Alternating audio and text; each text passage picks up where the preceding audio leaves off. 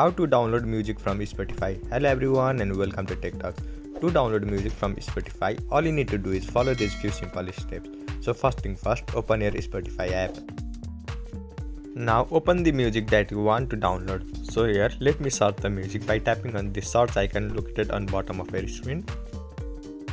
Now let me search any music. You can do this by simply tapping on the search box located on top of your screen and typing the name of the music. But now here, let me enter the music section.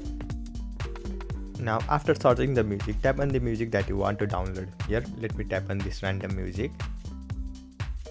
So after tapping on the music, on middle of your screen you will find different options. You will also see this icon of download. So tap on it.